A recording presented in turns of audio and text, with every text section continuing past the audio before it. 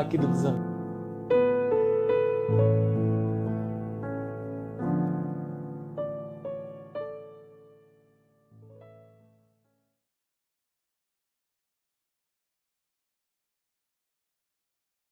Amigos do Centro Espírita Luz e Verdade, é com muito carinho, é com muita alegria que aqui estamos, com o coração repleto de gratidão pela oportunidade, a fim de refletirmos em torno do Evangelho de Jesus, em torno da doutrina espírita.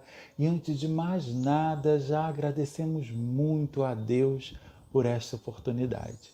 Eu sou Alan Faria, responsável por nossas reflexões com o tema Não julgueis para não serdes julgados.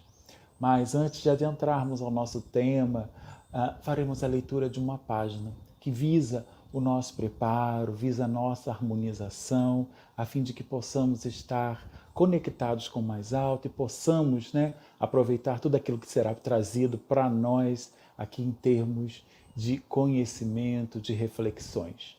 A leitura escolhida é do livro Palavras de Vida Eterna, psicografado por Francisco Cândido Xavier e o autor espiritual Emmanuel. A lição escolhida é a 96 e ela é intitulada Nas Palavras. Irmãos, não vos queixeis uns dos outros para não serdes julgados. Tiago, capítulo 5, versículo 9. Mergulhar o divino dom da palavra no vaso lodoso da queixa é o mesmo que inflamar preciosa lâmpada no conteúdo da lata do lixo. Não transformes a própria frase em lama sobre chagas abertas. Podes mobilizar a maravilha do verbo para reajustar o bem, sem necessidade de estender o mal. Ergue a esperança ao pé dos que desfaleceram na luta. Exalta a excelência do amor perante aqueles que o ódio intoxica. Louva as perspectivas da fé ao lado dos que choram ao desencanto. Aponta as qualidades nobres do amigo que caiu em desvalimento. Destaca as possibilidades de auxiliar onde os outros somente encontram motivos para a censura. Desdobra o trabalho restaurador onde o pessimismo condena. Procura o lado melhor das situações para que o melhor seja feito. E quando os obstáculos morais se agigantem, como se a maldade estivesse a ponto de triunfar em definitivo, se não podes algo dizer em louvor da bondade, cala-te e ora. Pensa no bem quando não puderes falar nele. A semente muda, renova a terra. A gota silenciosa de sedativo acerena o corpo martirizado. Nunca te queixes dos outros, mesmo porque, em nos queixando de alguém, é preciso consultar o próprio íntimo para saber se em algum lugar desse alguém não estaríamos fazendo isso ou aquilo de maneira pior. Então, queridos amigos, aqueles que desejarem fechar os seus olhos nesse instante, fiquem à vontade. Segue aqui o nosso convite para nos unir em nossa prece inicial, inspirado por essa página edificante. Vamos elevar nossos pensamentos a Deus, rogando ao Pai, rogando ao querido Mestre Jesus, rogando à espiritualidade amiga, aos nossos mentores, a permissão para darmos por iniciados esses estudos. Que estejamos, Pai, abertos a essas lições, a fim de que elas possam,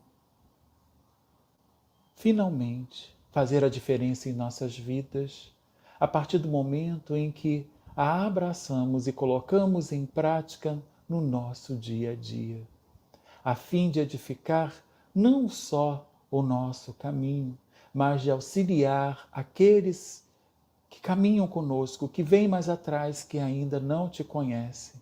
Que possamos, Pai, colocar essas sementes de luz ao alcance dos irmãos que, assim como nós, precisam ter seus passos iluminados para que, enfim, todos nós possamos caminhar na direção do bem, da luz, do amor que o Senhor emana indistintamente para todos os teus filhos, para todas as tuas criaturas.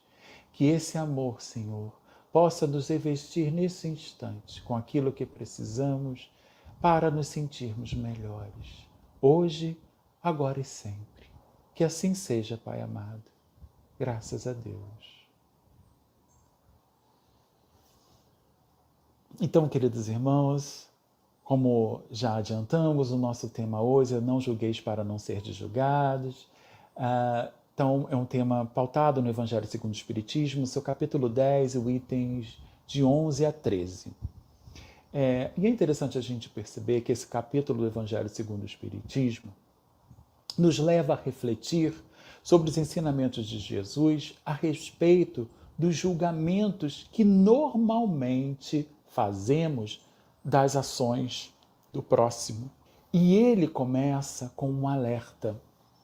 Com a mesma medida que julgarmos, seremos julgados. Mas esse alerta está servindo de quê para nós? Basta fazer uma pequena investigação no nosso dia a dia para percebermos que não estamos levando a sério esse alerta. Estamos esquecendo essa recomendação do amigo Jesus. Então, basta a gente ligar a TV, ou ler um jornal, acessar a internet e dar de cara com a notícia do crime bárbaro, de algo que seja explorado à exaustão por essas mídias, para darmos inícios aos nossos julgamentos. Tinha que sofrer o mesmo. Enquanto nesse país não existir a pena de morte, isso continuará acontecendo. Cadeia é pouco. Ou seja, logo julgamos e condenamos. Agimos como os jurados, juízes e, se possível fosse, como o carrasco, para termos a certeza do cumprimento daquilo que sentenciamos ao outro. Mas cabe uma pergunta. Temos nós autoridade para fazer isso? Esse tipo de julgamento? Condenar alguém? Será que nós já não dissemos isso? Não pensamos dessa forma em alguma situação que nos deparamos, que chamou a nossa atenção? Já não ouvimos pessoas se manifestarem assim? Então, Hamed, num livro O Modo de Entender uma Nova Forma de Viver, na mensagem 19, intitulada O Aspecto Mutante do Julgamento, ele nos diz assim, que em todo comportamento humano existe uma lógica, uma maneira particular de vivenciar e entender a verdade. Então, portanto, julgar, medir e sentenciar os outros, não se levando em conta sua realidade existencial, é não ter bom senso crítico, flexibilidade e imparcialidade. Então, olha que interessante. Se nós já tivéssemos esse entendimento que Hamed recomenda, ou se ele fosse uma realidade para nós, não haveria julgamentos.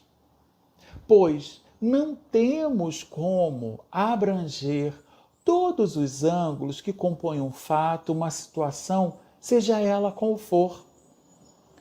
o nosso entendimento será sempre parcial, restrito, limitado às nossas próprias crenças, às nossas próprias ideias e aos nossos próprios preconceitos.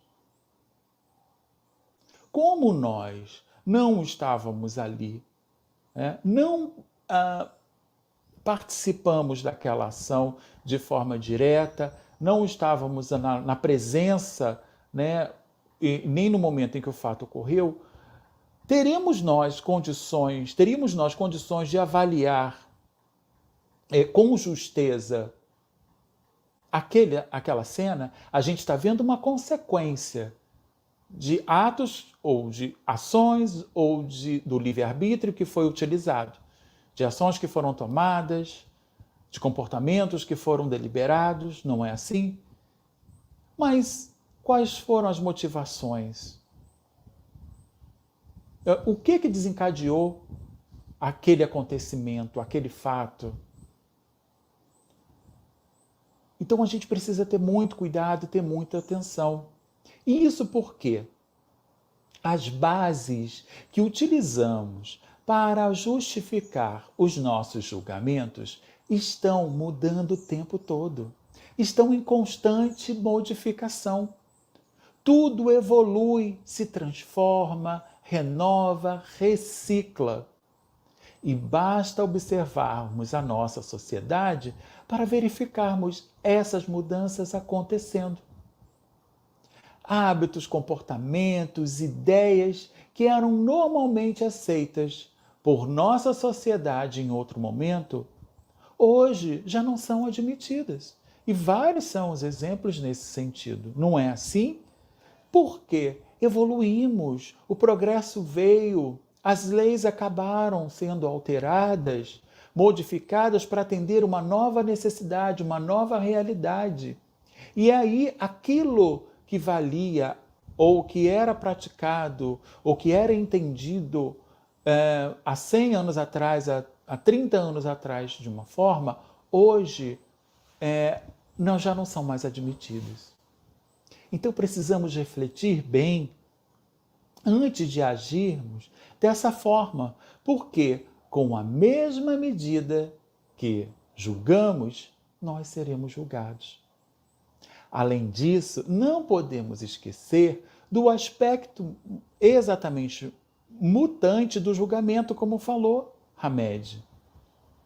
Então, vamos aqui perguntar: quem é que não erra? E como nós gostamos de ser tratados quando nós erramos? É com revolta? É com compreensão? É que nos aponte o dedo? É que ajam de forma impulsiva e violenta conosco? Claro que não, não é verdade? Então, sabemos que para toda ação existe uma reação e que teríamos que passar pelas consequências dos nossos atos. Mas o impacto dessas consequências é menor quando encontramos aqueles que nos compreendem, que nos perdoam, que nos desculpam. É mais fácil passar pela dor, pelo problema, pela dificuldade, quando contamos com o apoio de alguém, com um voto de confiança daqueles que estão ao nosso redor. Por mais que seja difícil, a gente tem ali um ombro amigo, alguém que é capaz de estender a mão, sem julgar, sem apontar, sem divulgar aquilo que nós ainda não conseguimos fazer. Então, por que quando é com os outros, não agimos da mesma forma? Porque ainda não compreendemos verdadeiramente a mensagem trazida pelo Mestre Jesus nesta lição. Então, no item 12 desse capítulo, que estamos estudando, traz uma passagem, uma das mais conhecidas e que fica bastante clara a conclusão com relação aos ensinamentos nela contidos. Porque existem algumas passagens, algumas parábolas de Jesus que são mais complicadas a sua compreensão demanda mais análise, mais reflexão. Mas essa não. Com essa, isso não ocorre, porque ela é muito objetiva, ela é muito clara, que fala justamente do não julgar para não sermos julgados. E que, no entanto, ainda não conseguimos apreender, que ainda não estamos colocando em prática. E essa passagem eu tenho certeza que todos, ou pelo menos a maioria, vai lembrar, porque ela é uma das mais conhecidas, é justamente a da mulher adúltera, que diz mais ou menos assim, que os escribas e os fariseus levaram até Jesus e diante do povo que ali se encontrava, uma mulher que havia sido pega em adultério.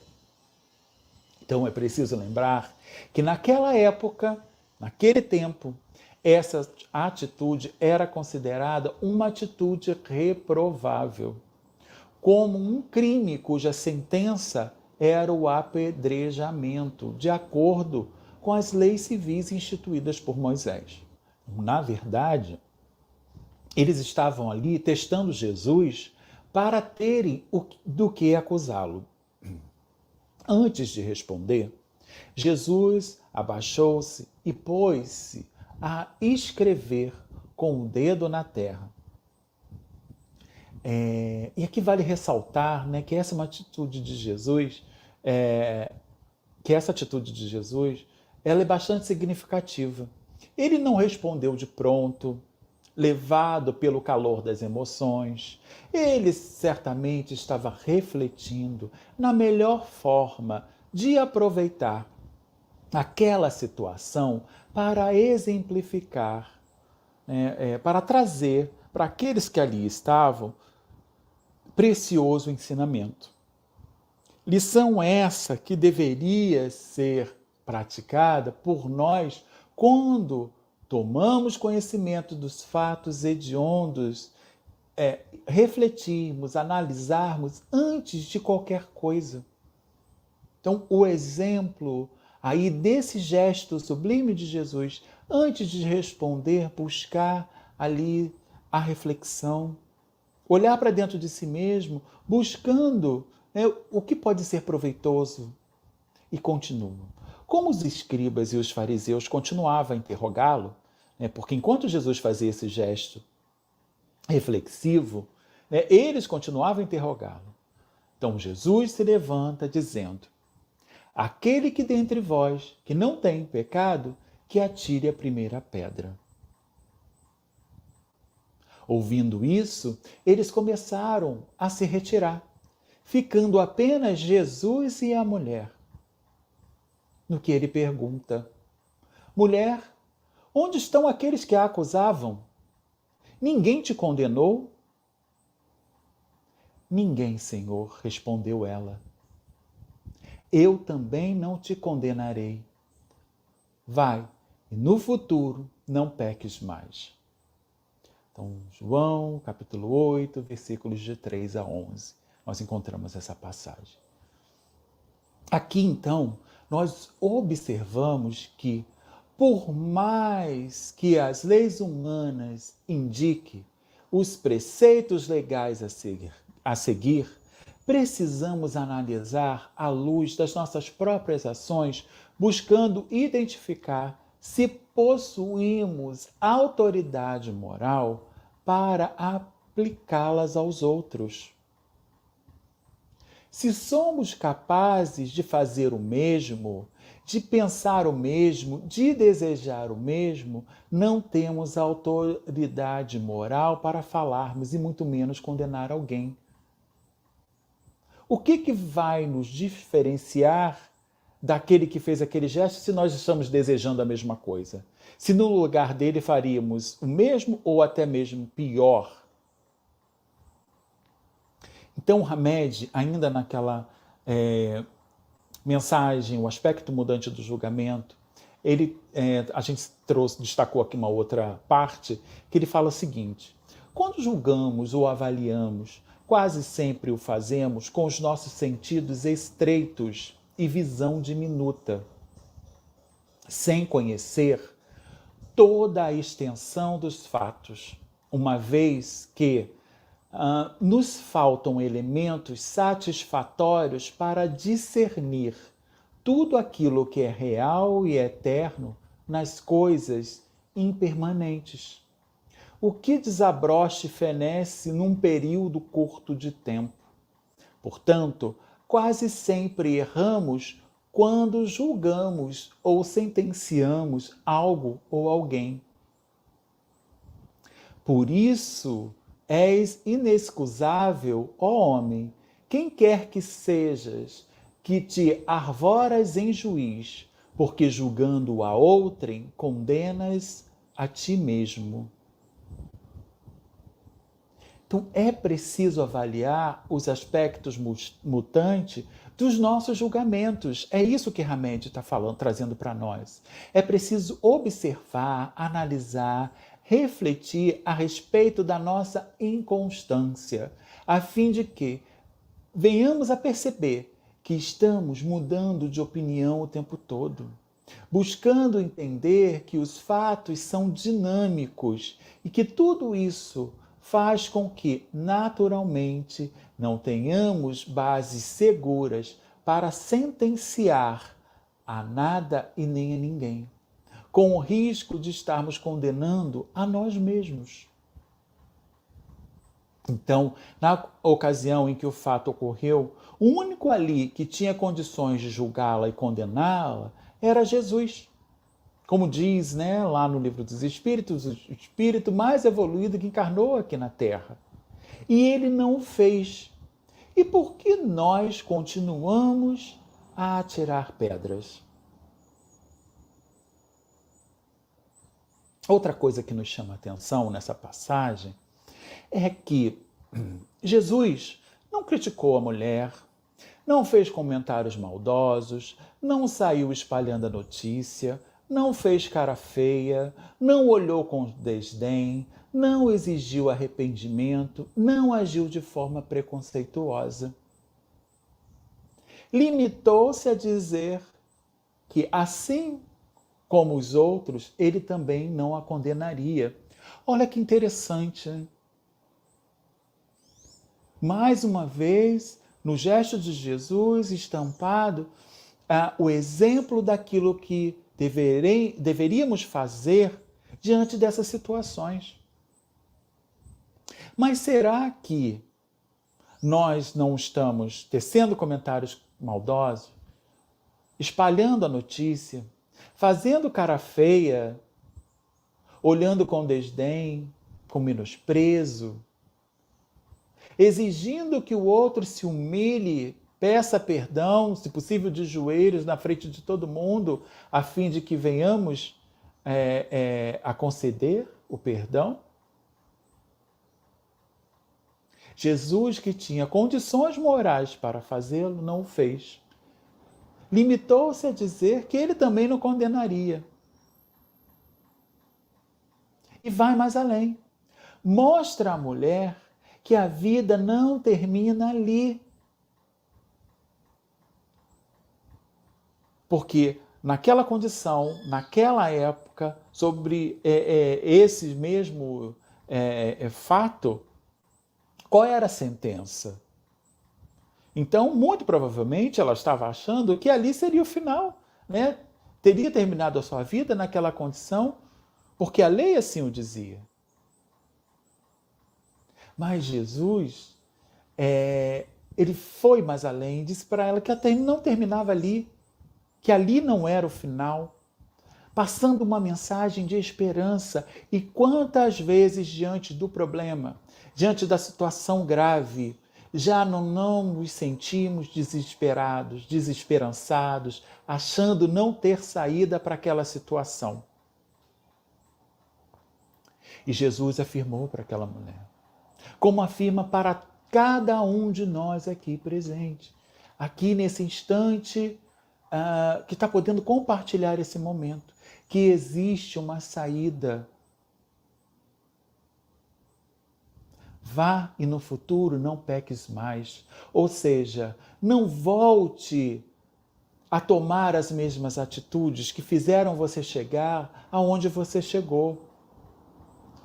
Então, vá e trabalhe no bem, vá e persevere, que dessa forma nós só podemos atrair o bem.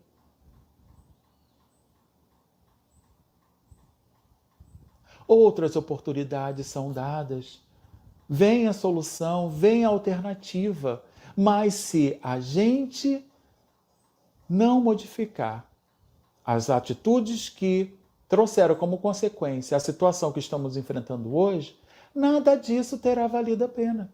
Nada disso terá o impactado em nossas vidas a ponto de fazer com que nós mudamos. Assim como a mulher adúltera conseguiu mudar a sua vida. E qual foi o trabalho, né, deixado por ela depois desse encontro com Jesus? Mas essa é uma outra história, linda por sinal, que a gente pode refletir a respeito numa outra oportunidade. Mas ainda continuando com esse processo, a gente trouxe uma reflexão que é bastante comum no tempo atual, nos dias de hoje, e que muitas vezes nós ainda acabamos por imprevidência nossa cometermos. É uma reflexão bastante conhecida até. Alguns de vocês já poderão ter encontrado com ela, mas eu acho que ela cai bem aqui neste momento. Ela é intitulada A Janela e o Lençol Sujo.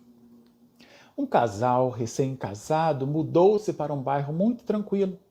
E na primeira manhã que passavam na casa, enquanto tomava café, a mulher reparou, através da janela, que uma vizinha que pendurava os lençóis no varal e comentou com o marido: que lençóis sujos ela está pendurando no varal. Está precisando de um sabão novo. Se eu tivesse intimidade, perguntaria se ela não quer que eu ensine a lavar as roupas. O marido observou calado. Alguns dias depois, novamente, durante o café da manhã, a vizinha pendurava os lençóis no varal. E a mulher comentou com o marido: nossa vizinha continua pendurando os lençóis sujos. Se eu tivesse oportunidade, perguntaria se ela quer que eu a ensine a lavar as roupas.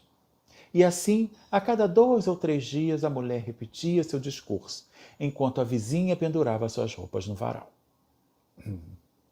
Passado um mês, a mulher se surpreendeu ao ver os lençóis muito brancos sendo estendidos. E, empolgada, foi dizer ao marido: veja, ela aprendeu a lavar as roupas. Será que outra vizinha ensinou?